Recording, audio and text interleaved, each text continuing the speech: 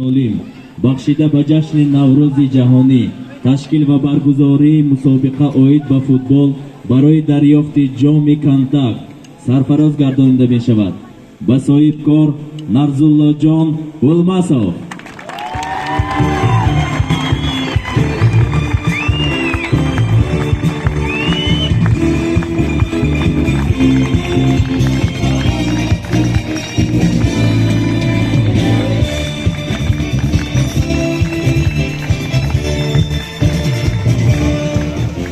برای شرکت فعالانه در مسابقه فوتبال بخشیده به جشن نوروز جهانی برای دریافت جام کنتاک و سهم نظارت در عمومی گردانیدن ورزش و ترغیب طرز حیات سالم با افتخارنامه سرفراز گردانده می شود.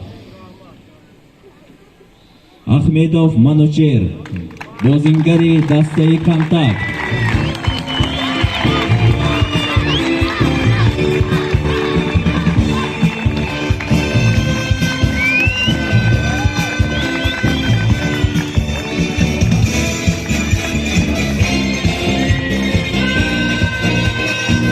یحیی خوجاєв امریدین بازیگر دسته دوسی.